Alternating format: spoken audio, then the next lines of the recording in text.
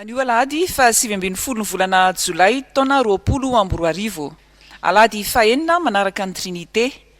Alahady izay mbola imanjinantsika an'ilay lohahevitra hoe Ambarao ny fahafahana ao amin'ny Tompo. Ho anao malalan'Andriamanitra ny fahasoavana sy ny fiadanana avy amin'Andriamanitra ray sy Jesoa Kristy Tompontsika. Andesika ry havana hiara-hitsangana zao idera sy iantso ny anaran'ny Tompo. Ny salamo 420 ny andininy fahenina hatramin'ny fahavalo no vakitsika. Salamo 420 ny andininy voalohany, ny andininy fahenina hatramin'ny fahavalo. Rehefa vita zay dia ny hira faharoa sy roanjato ny andininy voalohany sy faharoa. Rehefa vita ny vavaka vao mipetraka isika. Amin'ny anaran'i Jesoa. Isaorana ane Jehova izay tsy nanolotra antsika ho rembiny finifiny. Ny fanahitsika dia efa afaka tahaka ny vorona, afaka tamin'ny fandriky ny mpiaza. Tapaka ny fandrika ka afaka isika. Ny famonjena antsika dia amin'ny anaran'i Jehova, mpanao ny lanitra sy ny tany. Amen.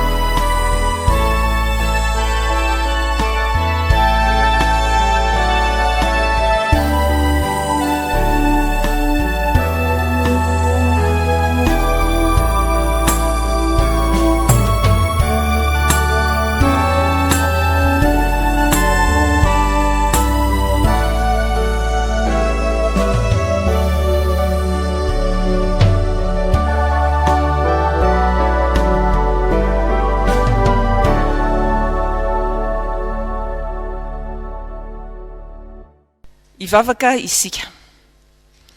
Aminao Jehova no anandratanay ny fanahinay. Ry Andriamanitra mpanafaka sy mpanavitra anay o. Atolotra ainao ny dera, ny laza ary ny voninahitra. Omenainao koa ny fisaorana amin'ny tafitafo, fa lehibe ny famondram-ponao aminay, ka mbola velonay na soamantsara izahay, ary afaka manaraka izao Fanompoam-pivavahana izao, na dia nisan'ny tokantrano ihany aza. Andriamanitro, marobe ny tsy fahatanteranay. Malemy izahay, ko avonjeo afaka amin'ny hotanay izay Tompo. Fa raha hoy ianao, tadiavinareo ny tavako, dia onona valo ny fonay, ny tavanao ny tadiavinay Jehova. Aza manafina ny tavanao aminay, ary aza mandroaka ny mpanomponao ankatezerana. Efa famonjenanay ianao, noho ny amin'ny Jesoa Kristy sy ny fanahy masina, koa manatrehanay ary misaotra Tompo. Amen. Petraka ny fiangonana. Zao ry havana malala dia tonga isika amin'ny anjara fotoana ny sampana sekoly Alahady. Koa anira fa 7 amin'ny 77 ny andininy voalohany no iraintsika. Avy eo dia hitsangana ny mpanompon'Andriamanitra no ny fampianarana. Iaraitsangana sika.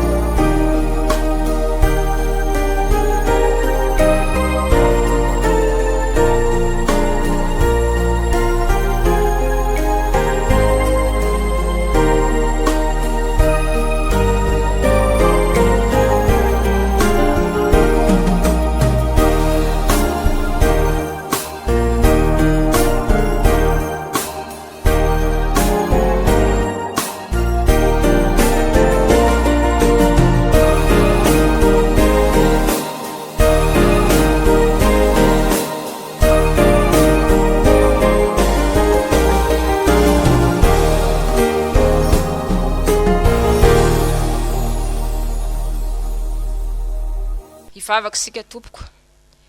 Raha eo misaotranao zay fa tonga ny fotoana zay andrenisandray ny teninao. Ao anatin'izany izao 10 minitra ho an'ny sekoly alahady izao. Dia manetre feno Tompo fa ataonay izany amin'ny anaranao Jesosy Kristy. Amen. Mipetraka ny sekoly alahady. Ny tenin'Andriamanitra izay angalantsika fampianarana foy androany ry havana dia arak'izay hita ao amin'ny Levitikosy. Levitikosy toko fa 7 ny andininy 9 tapany B. Levitikosy toko fa 7 ny andininy 9 tapany B. Amin'ny anaran'ny Tompo fa tiavany namanao tahaka ny tenanao. Tantarana kristianina anankiroa ry havana no entintsika anamarinana izany. Rabe sy Ranaivo no anarany. Tao anatin'ny fiobona no miseho ny tantara. Rabe moa dia olona manan-katao. Ranaivo kosa dia le olona somary sahirakirana ireny. Indray andro nifanena izy mirahalahy ka niresaka momba ny asa fivelomana. Rehefa nanontanian-Rabe Ranaivo dia tsy nisalasala namaly hoe mbola nisy ny tahiry fa tamin'ny fiobona voalohany fa tamin'ny faharoa kosa dia somary sahirakirana ihany. Ny Andrabe kosa dia efa voavidy avokoa ny sakafo rehetra mandritra ny andro maromaro ary anisan'izany mofo dipaina. Honena nefa Rabe raha naheno izany ka nameny ambo mofo tao an-trano. Rehefa azo ny mofo dia niresaka, nisaotra sy nivavaka izy ka lasa. Andro maromaro tao aorian'izay dia nahazo fanasana izy mirahalahy dia tafaraka tao fa tsy iray latabatra. Ny latabatra misy Andrabe dia nisoratra hoe tiavany namanao tahaka ny tenanao. Ny Andranaivo kosa nisoratra hoe misaora amin'ny zavatra rehetra. Talanjona nefa Rabe raha nahita ny zavatra teo amin'ny latabatra manoloana azy. Tenin'Andriamanitra mananatra hoe tiavany namanao tahaka ny tenanao. Miampy mofo dipaina somary efa mafimafy. Mitovy ilay tany an-trano izay nomeko ilay olona mifanatrika latabatra amiko. Inona ry havana ny lesonazona tsoahana ankehitriny? Amin'izao andro sarotra iainantsika izao dia be dehibe toy izany tranga izany. Zavatra efa sisa tsy ilaina nomena ny hafa ary izao sy anao mba ahoana. Tsarovy ry havana fa Andriamanitra dia mameno tsara indrindra ho antsika dia Jesosy Kristy. Koa tiavany namanao tahaka ny tenanao. Ho an'Andriamanitra irery ihany voninahitra. Amen. Ny hira fa 7 ny andininy 7 no iraintsika ry havana mialohan'ny vavaka sy ny famakiana ny soratra masina.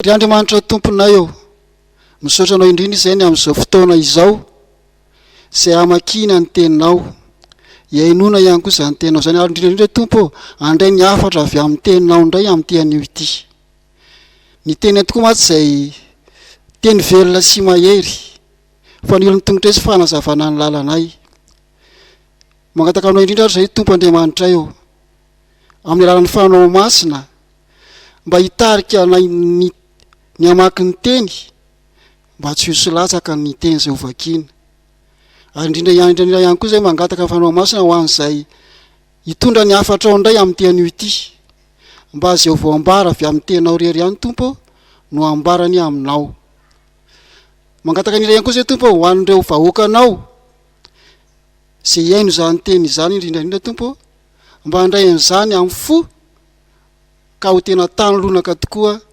aniriny teninao izany vahoakanao izany ka hijoro vavolombelonao anio ny fahafahana avy amin'izany teninao izany dia mitena ry tompo Andriamanitra eo fa vonikainanao izahay mpanomponao sotra tompo amen Iaraka amaky sy ny teny soratra masina sika sokafo ny baibolitsika ao amin'ny Salamo 120 andininy voalohany ka hatramin'ny 12 Salamo 120 andininy voalohany ka hatramin'ny 12 rehefa hitatsika dia ho vakiana amin'ny anaran'ny Tompo.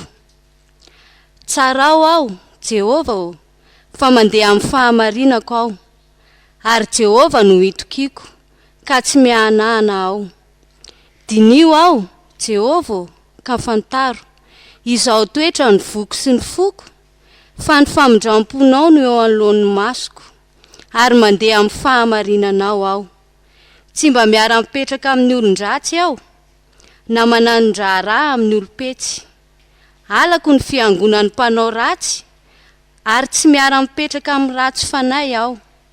Manasa ny tanako noho ny fahamarinako aho ka te hitoetra eo akaikin'ny altaranao Jehova.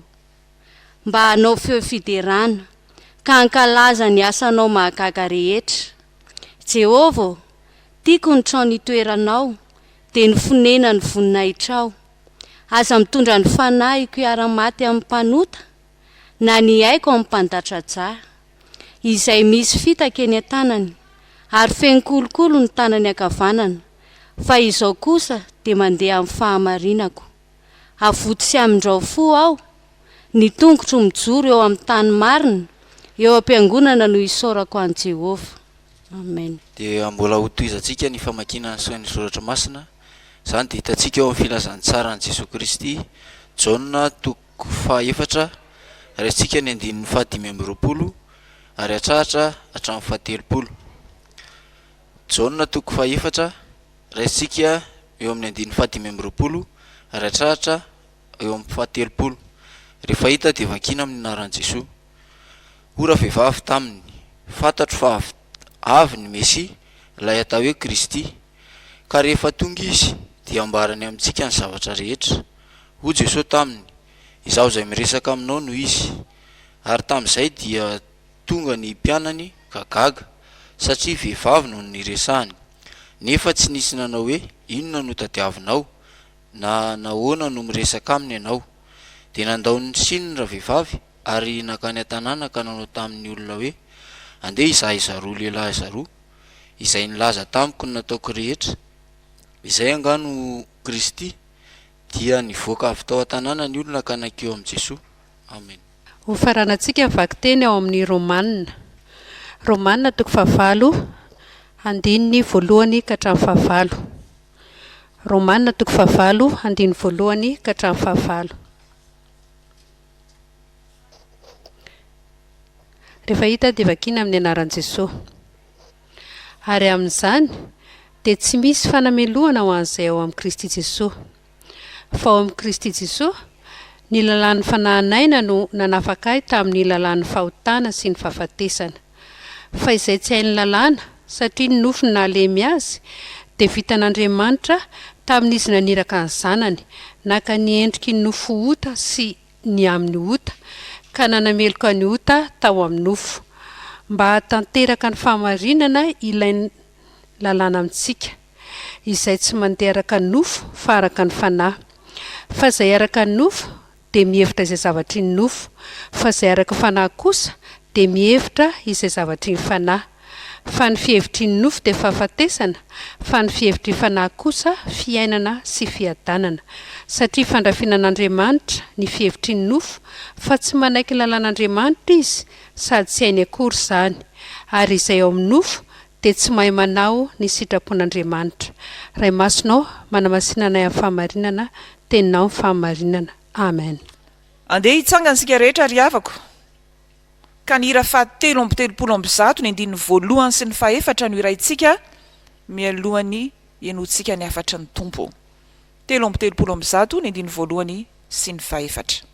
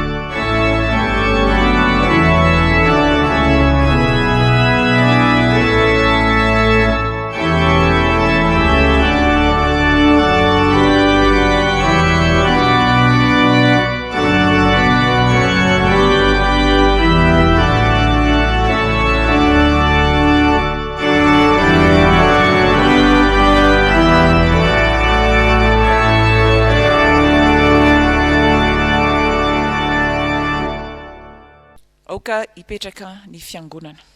Dia mbola ao amitombona aminareo ry havana ny fahasoavana sy ny fiadanana avy amin'ny fahalalantsika n'Andriamanitra ray sy Jesosy Kristy tompontsika. Ny tenin'Andriamanitra toriana amintsika dia ny filazantsara araka ny Jaona toko fahaefatra, ny andininy fahadimy amby roapolo hatramin'ny fahatelopolo. Izany perikopantsika izany ry havana dia ampahandresaka ny fanaovan'i Jesosy tamin'ilay vehivavy Samaritanina izay nantsaka rano tao amin'ny fanjakana Tosikara tamin'ilay mitatao vonana. Ampahandresaka izay ny fanaovana Jesosy ilay vehivavy Samaritanina. Hitantsika voalohany eto ry havana fa i Jesosy dia manambara ny tenany amin'ny olona izay miresaka aminy ka miandrandra ny fanafahana. Jesosy manambara ny tenany amin'ny olona izay miresaka aminy ary olona izay miandrandra ny fanafahana. Ny andininy fahadimy amby roapolo hatramin'ny fahaenina amby roapolo dia ilay fivaky ny teny averintsika amin'ny anaran'ny Tompo manao hoe: fa ora vehivavy taminy, fantatro fa avy ny Mesia ilay atao hoe Kristy, ka rehefa tonga izy dia ambarany amintsika ny zavatra rehetra. Hoy Jesosy taminy: izaho izay miresaka aminao no izy. Izaho izay miresaka aminao no izy. Rehefa mandinika mijery ny resaka ny fanaovan'i Jesosy ilay Samaritanina antsika ry havana dia tsy kelikely teny hoeny dia misokatra ny fahalalan'ity vehivavy ity hoe iza marina moa ty Jesosy miresaka amin'ity. Toa hafa mihitsy ny fomba firesaka, tsy tahaka ny olona rehetra, ary indrindra toa mahalala izay fiainana manokana teo aminy. Dia hoy izy hoe angamba izy ity no mpaminany. Fa rehefa nytoy ihany ny resaka dia toa tsy takatry ny saindray ny zavatra nytenenin'i Jesosy ny amin'ny fivavahana marina. hoe ahoana zany fivavaka marina izany de teo izy no ny teny hoe rehefa ho avy ny Mesia ozy de ambarany amintsika ny zavatra rehetra. Zany hoe ity vehivavy miresaka amin'ny Jesosy ity de miandrandra an'ilay fiavian'ny Mesia. Ary zany Mesia zany no mampahalala ny zavatra rehetra. Ka tsy vehivavy io ihany fa na ny Jiosy na ny Samaritanina de samy miandrandra an'izany Mesia zany, anafaka azy amin'ny geja ny vahoan'ny fanjanahana. Zany hoe ny geja eto amin'ity zao tontolo izao ity. Ary zany mihitsy ngeny na tonga ny Jesosy lay tediavin'ny olona ho samborina ho atao mpanjaka anafaka. De izay no lazainy eto hoe rehefa ho avy ny Mesia de ambarany amintsika ny zavatra rehetra. Fa teo amin'izay indrindra fantatry ny Tompo hoe miandrandra n'izany fanafahana zany, miandrandra famonjena ity vehivavy ity sy ny vahoaka no nanambarany ny tenany hoe izao zay niresaka aminao no izy. Izaho no Kristy, izao lay voaositra ho mpisorona, ho mpaminany, ho mpanjaka. Ry havana malala, hafa mihitsy ny fivavahana kristianina, tsy tahaka ny fivavahana rehetra, fa ny fivavahana kristianina lay Andriamanitra ivavahany de tsy Andriamanitra foron'ny saina, takariny saina ny eritreretiny, fa Andriamanitra manambara ny tenany amin'ny olona. Misy mantsy ny Andriamanitra ny firenen-kafa zay apetrany ho Andriamanitra rehefa tsy takatry ny saina ohatra ny fandehan'ny fiainana na ny fambolena na ny fahavokarana, de io zay misy ny Andriamanitra ny fahavokarana. Tsy takatry ny sainy ny amin'ny faharinan'ny olombelona sy ny fiterahana, de misy ny Andriamanitra ny fiterahana. Dia omeny anarana marobe ary misy Andriamanitra marobe. Satria izy no mamorona izany ao an-tsainao rehefa misy zavatra tsy vitan'ny eritreriny tsony. Fa io Andriamanitsika io de Andriamanitra manambara ny tenany amintsika. Ary rehefa nanambara zany izy tao amin'ny Jesosy Kristy, ary manambara zany Jesosy Kristy amin'ny alalan'ny fanamasina ty anatitsika, ankehitriny izy manambara izany amin'ny alalan'ny teniny, amin'ny alalan'ny toe-javatra misy rehetra zay lalovantsika. Afa loatra ny Andriamanitsika ry havana. Ary zany no masarobidy an'izao hoe miresaka amin'ny Jesosy izao.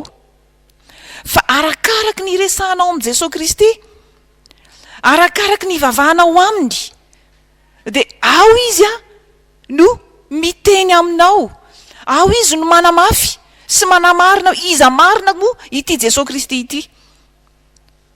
Indray ampany amin'ny any no fantatsika, sy tena mavesa-danja amintsika hoe izany Andriamanitra zany ene, izany Jesosy Kristy zany enge, de ilay niakatra any an-danitra ka mbola ho avy indray, tsy miaraka amintsika eto zany fa any an-danitra any, manomana fiainana mandrakizay.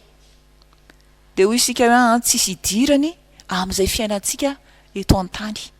Fa Andriamanitra efa tonga nofo eto amintsika Jesosy Kristy, ary te hitsofoka amin'ny fiainantsika koa izy hanome ilay fiainana be dehibe. Fa indraindray koa ampahany any no fantatsika ny hoe io Jesosy Kristy io dia lay nandresiny fahafatesana ka mampandresy io Jesosy Kristy io lay nanasitrana karazana aretina maro, tsy maintsy manasitrana amin'ny aretiko. Ry havana, io Jesosy Kristy io tsy izany ihany, fa io Jesosy Kristy koa nanetry tena teo amin'ny hazo fijaliana nitondra ny fahotantsika, ary io Jesosy Kristy koa no miteny amintsika hoe zay te hanaraka de tsy maintsy mitondra ny hazo fijaliany. anaraka. Fa raha tsy fantatsika izany fa ny ampany amin'ny fiainan'ny kristiana no fantatsika, dia mahatonga atsika imenomenona mandrakariva na dia efa kristiana aza isika, ka mametraka fanontaniana hatrany manao hoe nahoana moa ano mijaly fa tsy tian'Andriamanitra ve? Nahoana moa raha fitiavan'izao Andriamanitra izao no dia avelany andripaka eran-tany, ary indrindra efa tonga eto amintsika izao arety mandoza izao. Nahoana re? Ano zao efa misy manao fikasana tsara fa anambady, anoro-tokantrano, anao projet samihafa, kanefa dia tsy tanteraka izany. Dia nahoana re Andriamanitra? Tena tianay ve ianao Andriamanitra ô? Fa maninona re dia nataonao an'izany izy ity? Fa arakaraka ny ivavahanao, iresanao amin'i Jesosy dia azavain'ny sainao, ampafantariny ianao iza marina moa io Jesosy Kristy io, Mesia io, voaositra ho mpaminany io, hitondra ilay tena tenin'Andriamanitra eo amin'ny fiainanao io, tenin'Andriamanitra mampahery anao, tenin'Andriamanitra manafaka anao, ary manafaka anao migeja, tsy ny eto amin'ity izao tontolo izao ty ihany. Jesosy Kristy io manome anao ny fanantenana, fa mbola ho avy izy, ka tsy ny eto an-tany ihany no anantenantsika ny Kristy, fa ny fianako avy rehetra ihany koa efa ho ampelatanany raha mahatoky azy isika. Ry havako, manambara ny tenany amin'ny olona miresaka aminy sy miandrandra ny fanafana ao amin'ny Jesosy Kristy. Dia mitombo ary ve ny fahalalanao an Jesosy Kristy zao isaky ny mivavaka aminy ianao? Fantatrao ve izy? Fa tiany tompoko ianao hiteny tahaka ny Paoly apôstôly, fantatro izay inoko, ary arakaraka ny fahafantaranao azy no hitombony ny finoanao azy ihany koa. Fa ny faharoa dia izao hoe io Jesosy io dia mandrava ny elanelana sy ny fahasamihafana eo amin'ny fiarahamonina. Ny 9:20 hatramin'ny 17 ny 9 17 no ahitantsika an'izany. Olay teneto manao hoe ary tamin'izay dia tonga ny mpianany ka gaga satria vehivavy no niresahany, nefa tsy nisy nanao hoe inona no tadiavinao na nahoana no miresaka aminy ianao? Ry havana, nandrava ny elanelana, ny fahasamihafana misy eo amin'ny fiarahamonina Jesosy Kristy. Inona moa zany? Inona no nahagaga ny mpianatra teto? Gaga izy satria Jesosy ilay mpitarika azy, ilay atao hoe olona manana ny fahalalana, lehilahy no miresaka amina vehivavy izay atao hoe tsy azo atao zany. Lehilahy miresaka amin'ny vehivavy mitokana eo amin'ny fotoana mitata ho vovonana, amin'ny andro mangina, eo am-patsakana, tsy azo atao zany, nefa dia hitany teo amin'ny Jesosy Kristy zany. Ary mainka moa fa i Jesosy zay jiosy ara-pirazanana no miresaka amin'ity vehivavy Samaritanina ity, fa ny jiosy ny Samaritanina dia taopy fahavalo. Ny jiosy izay mieritreritra an'ireto Samaritanina reto hoe olona hafa mihitsy, efa safiotra, tsy madio raha, efa mifangaroaro tamina olona hafany, ka tsy afaka miaraka ny jiosy sy ny Samaritanina. Everina koa raha hoe ho tahaka ny jentilisa izany, nefa dia hitany teo amin'ny Jesosy Kristy izany. Ry havana, zao fihetsika Jesosy zao ihany koa dia tena ahitana mihitsy hoe tiany olona rehetra Jesosy, na lehilahy io na vehivavy, ary mitovy eo aminy zany, iray eo aminy zany rehefa manaiky azy. Fa izany mihitsy no tenin'ny Paoly apôstôly koa ne, fa isika de ray ihany ao am' Jesosy Kristy, fa tsy misy tsony na jiosy na jentilisa na grika na andevo na tsy andevo, fa iray ihany sika ao am' Kristy Jesosy. Ary manamafy izany koa izy ao am' Romanina 7:12 manao hoe fa tsy misy hafa na jiosy na jentilisa fa ray ihany ny tompony izy rehetra, sady manan-karena omena zay rehetra miantso azy izy. Ry havana malala, mampandiny teny zany eo amin'n'ivon'ny fiarahamonina kristianina, fa indraindray mbola misy fanavakavahana ihany hoe ny lehilahy zany ny tena zavatra noho ny vehivavy, na koa hoe izahay ny tena tompon'ny fiangonana faranina mpivahiny ihany. Misy ny manavakavaka ara-tsaranga, manavakavaka ara-bolokoditra sy ny sisa, fa i Jesosy no mandrava izany ary nasehoany mihitsy zany.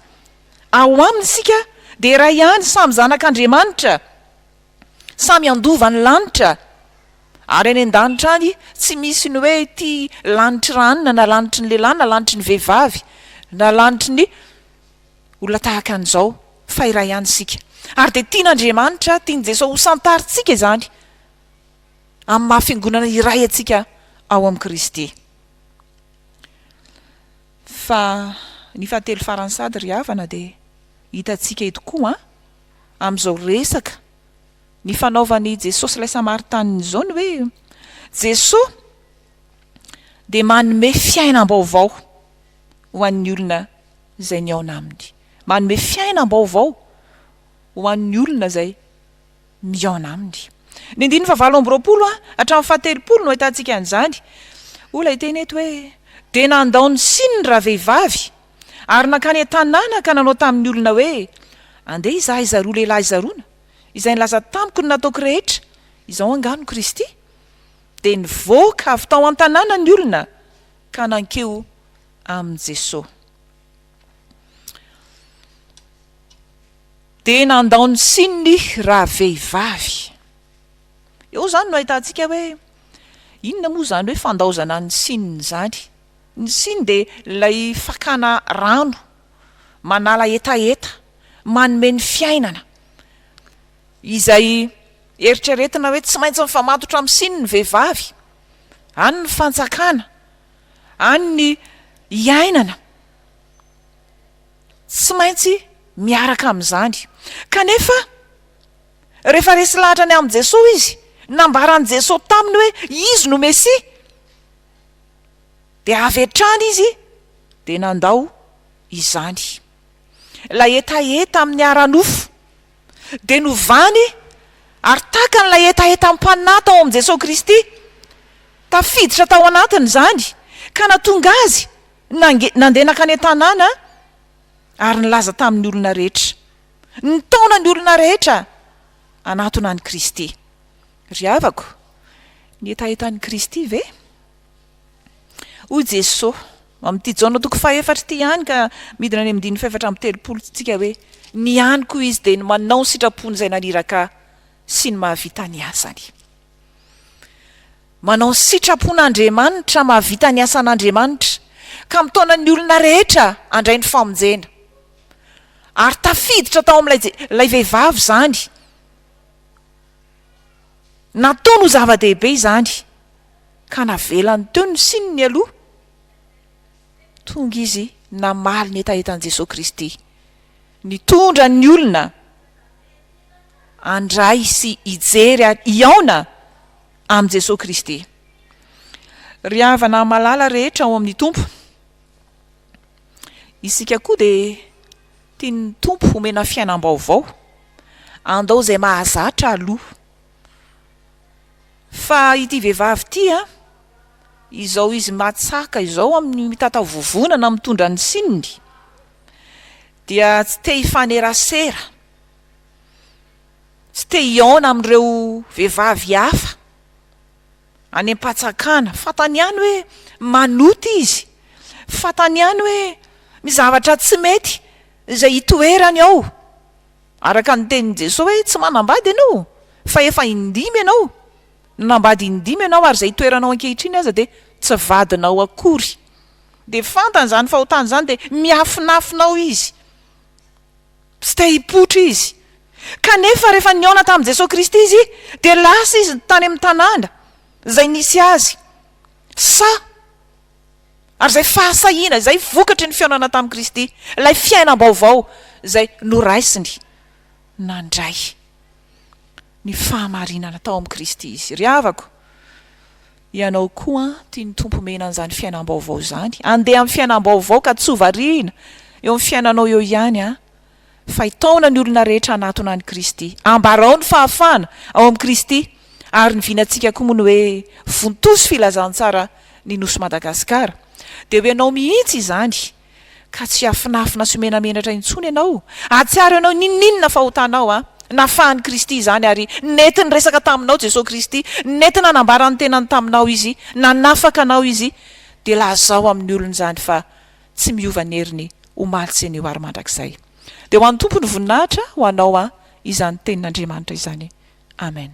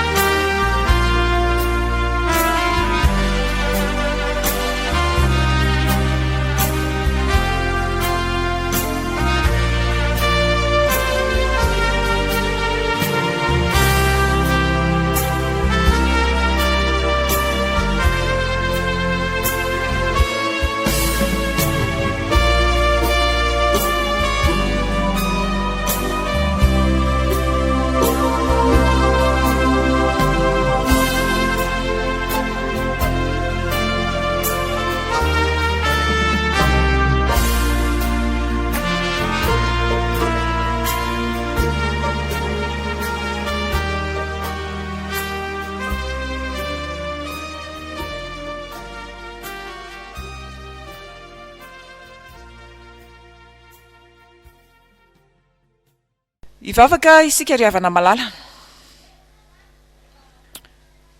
Ankasitrahanay feno anao Tompo fa mbola mety miteny aminay, tsy tapaka. Ary tena tsapanay mihitsy hoe Andriamanitra velona ianao ka mbola manakambara amin'ny vahoakanao. Misaotra anao zay satria ianao no mpanafaka anay. Ianao mihitsy ilay manambara ny tenanao aminay. Satria tsy hainay fantarina ianao Andriamanitra. Fa ankasitrahana ny teninao zay maneho ny fahatsaranao, ny herinao, ny voninahitrao. Manafaka anay amin'ny ota rehetra sy ny fanamelohana. Manafaka anay koa amin'ny tsy fahamarinana, ny fitsitokotokona, ny fifankahalana, fa iray ihany izay ao aminao. Ary izany indrindra no hitondranay ambavaka ny fiangonanao amin'izao ame anara-pahasalamana zao Tompo, de maro be ny marary, maro be koa ny fianakaviana azo ny manjo, ary tena maro ireo sahirana amin'ny fivelomana, ao aza ny vesaran-trosa maro samihafa, sahirana eo amin'ny fampianarana ireo zanaka, ao amin'ny sehatry ny fianarana rehetra, na ny mpampianatra koa aza, de hitanao sahirana koa zay eo amin'ny lafin'ny fifandraisana samihafa, no zany toe-javatra manahirana lalova ny firenena izany sy izao tontolo izao. Ankany amin'iza moa zay Tompo, ianao ny mpanafaka, ianao ny mpamonjy, meteza ianao hiaino ny vavakay, fonjeo ny olonao, ary avelao ny fahotanay rehetra Tompo, ny fahotany zao tontolo izao, hitanao loatra. oka ny fananao masina lay mandresy lahatra anay ny amin'ny fahotana mampafantatra anay ny tsy fahatanteranay rehetra hiasa manan-kery ho amin'ny vahoaka rehetra na ho an'ny fiangonanao zany zay efa nantsoina tamin'ny anaranao na ho an'ny izao tontolo izao mba hainetry tena eo aminao zahay. Tompo malalo, hitanao ny zava-misy rehetra, ny ezaka zay ataon'ny fanjakana amehezana zao valanaretina izao, ampio izy ireo, indrindra ireo mpitsabo zay miasa andro amanalina, mehoery arovy amin'ny ranao, mefahaiza-manao ary iandan'io satria ianao ihany ny tena manasitrana fa fitaovana ihany izy ireny. Ary izay vahoaka koa, ataovy mahay mifanome tanana. Izay vahoaka, ataovy mahay manaiky ny fandaminana. Izay vahoaka, ataovy mahay mifampivavaka, fampizara, izay efa nomenao, ary indrindra ny kristianina fanasina sy fahazavana eto amin'ity zao tontolo izao ity. Tompo, mamonjea anay. Fa izany vavaka izany, tononay amin'ny anaran'i Jesosy ary maro koa ny mbola etaeta ao anatinay ao, enoy re amin'izao vavaka mangina izao.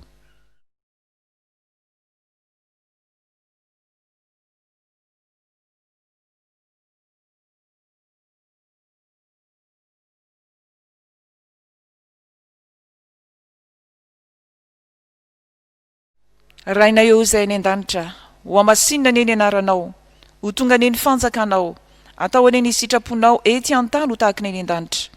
Meonay izy anina saza ho annay, mamelany elokay, taky namelana izay meloka taminay, aza mitondra anay amin'ny fakapanahy, manafana amin'ilay ratsy, anao ny fanjakana sy ny hery, ary ny voninahitra mandrakizay.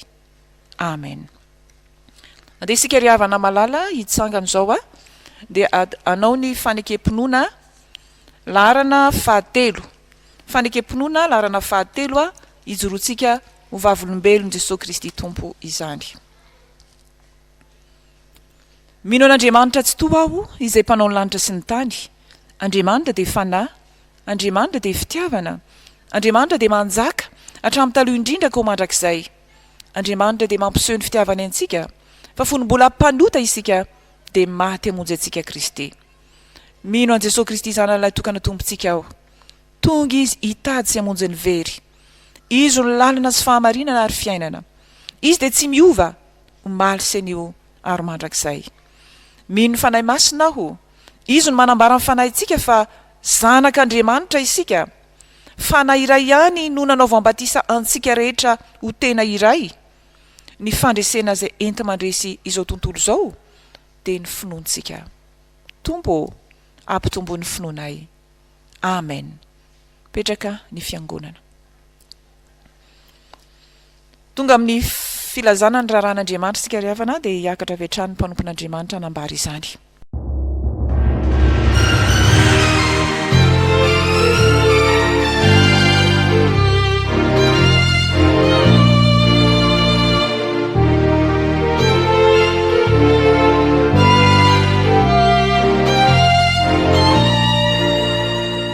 Ao anatin'ny fanarahana ny raharan'Andriamanitra isika izao ry havana ho ny ten'Andriamanitra amintsika fa ao amin'ny Kristy Jesosy ny lalan'ny fanahinayna no nahafakay tamin'ny lalan'ny fahotana sy ny fahafatesana. Zany ten'Andriamanitra noraisina avy ao amin'ny epistily ho an'ny Romanina toko 9:2 zany no iarabanantsika rehetra fiangonana sy tsika izay mpanaraka ny Fanompoam-pivavahana ampitain-davitra miaraka amin'ny Fjkm Ambohijafy Fanantenana indrindra amin'ity Alahady 10 Jolay taona 2024 ity. Ampahirezina hatrany isika fiangonana mba hifampivavaka tsy mitsahatra ary mba hery indrindra ihany koa amin'ny ten'Andriamanitra amin'izao mbola fijanonana an-tokantrano izao. Dia arovony tenanao, arovony manodidina anao, ajao hatrany ireo fepetra ara-pahasalamana. Jesosy Kristy ry havana dia mampahirantsika manao hoe matokia izao tsy andahoanao mihitsy na afoianao akory.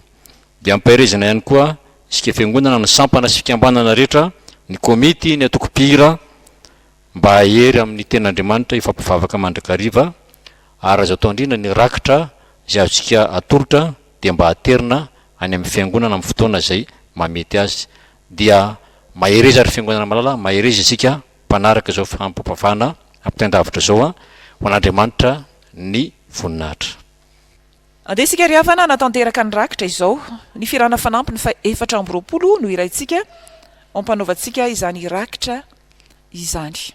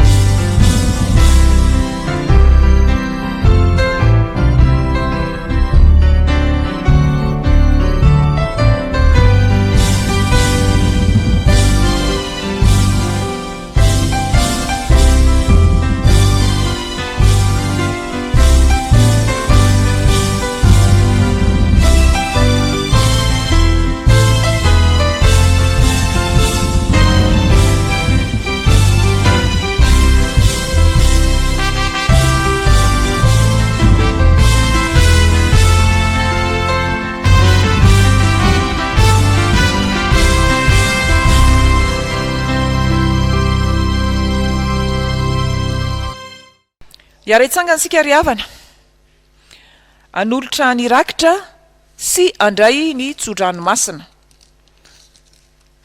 ary ivavaksika ao anatin'izany amin'ny fandoratsika ny rakitra.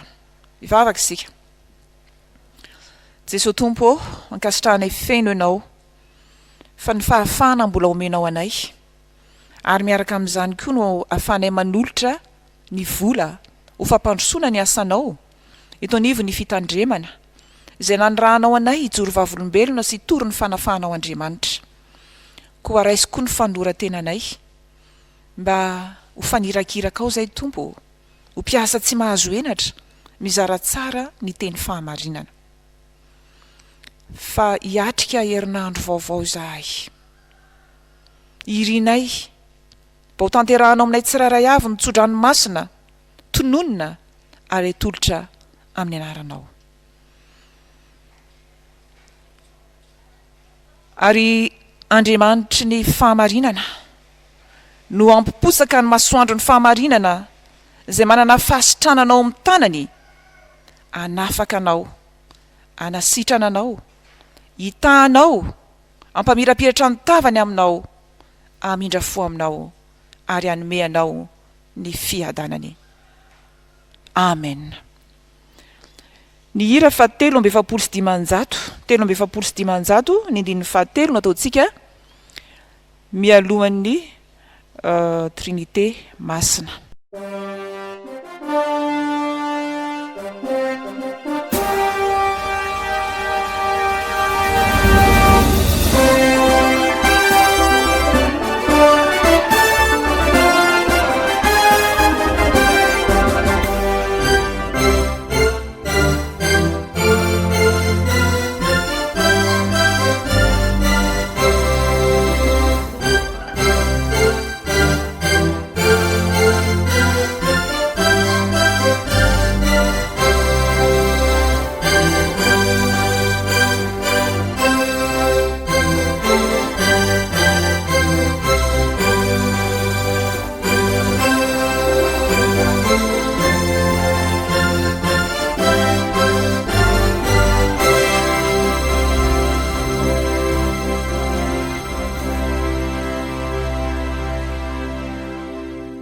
petraka isika ry havana mbalala.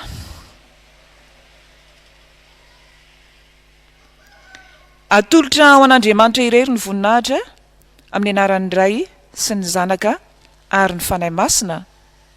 Amen.